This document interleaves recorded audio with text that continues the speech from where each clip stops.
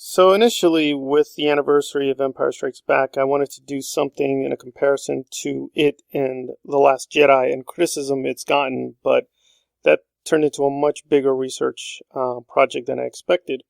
So I'm going to shift it slightly to Attack of the Clones, because if we often look at the way fans and critics rate it, it now seems almost universally taken as a given, even by people who really don't like The Last Jedi, that Attack of the Clones is either the worst film or nearly the worst film.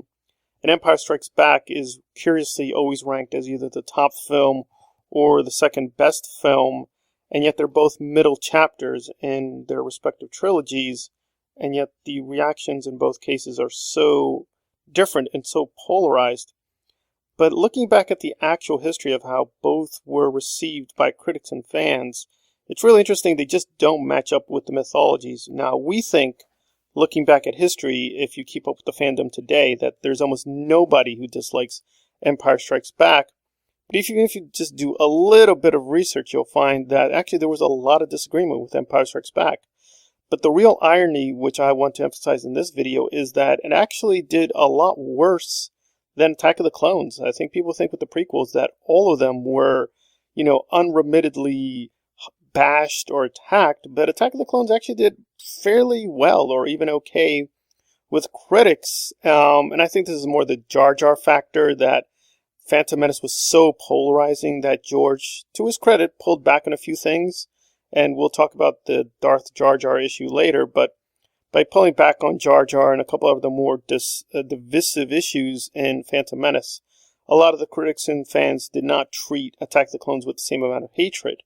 Now, in terms of popularity, it was very, very low. It didn't get the box office that Phantom Menace or Revenge of the Sith did, but it did, modestly well with fans. I mean, I can speak for myself. I actually did pay a ticket to see it in 2002. So I did see it and I did enjoy it, but I did find a lot of problems with it. And we'll get to those in a little bit. But Empire Strikes Back, whenever you ask people, how was it when they first saw it in theaters, or what was the reaction, they always seem to say it's positive. They always saw it with people, with a crowd, everybody loved it, family members liked it. They can't even imagine anybody not liking it, and they don't even remember that it was not well liked by critics. They just seem to assume everybody liked it. But we do have some data, again it's rough, that even fan magazines did not appreciate Empire Strikes Back fully. And mainstream critics were actually even more dismissive. They just thought it was junk.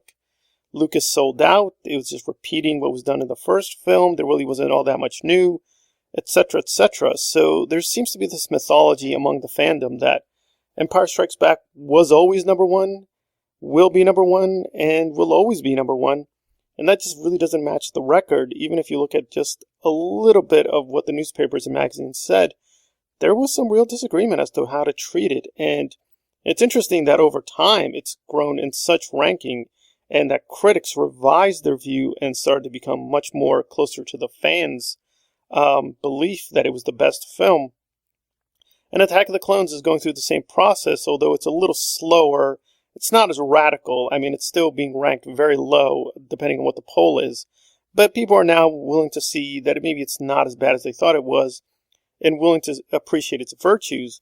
But critics largely have sort of either just forgotten or don't care to fight about Attack of the Clones. They sort of look at it as a sort of like, yeah, I mean, if it's good for you, it's good for you. It just doesn't have that historical value or cultural significance that Empire Strikes Back does.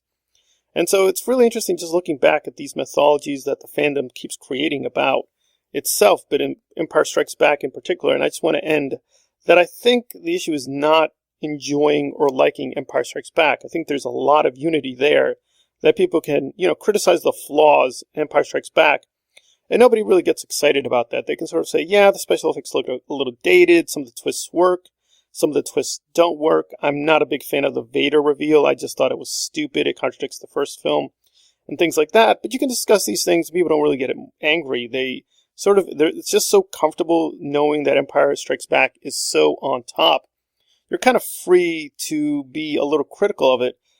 But when it comes to judging it against other things, there's this kind of sharp change in attitudes, because groups don't just identify with themselves. They also try to define themselves against other groups. And so there's kind of this superiority complex to use against The Last Jedi and or Attack of the Clones, that this is the only really good middle chapter. The other ones were terrible, but you want to look back and look at the evidence and see that's just not true, that there really were disagreements and arguments of how good Empire Strikes Back was, or whether it should be ranked so high. So it's just interesting, even now as we celebrate the 40th anniversary, we should sort of be cautious that we necessarily need to put this on top and put the other ones at the bottom. That just seems to be a small part of the fandom that wants to rank it so highly so they can put down the other entries. And it's really not necessary to sort of like something and therefore you have to hate something else in order to really appreciate what Empire Strikes Back did. Okay, so this has been Star Wars Analyzed on the myth of fandom unity over Empire Strikes Back. If you like the content, please hit the like button and or subscribe. Thank you for listening. Please be safe.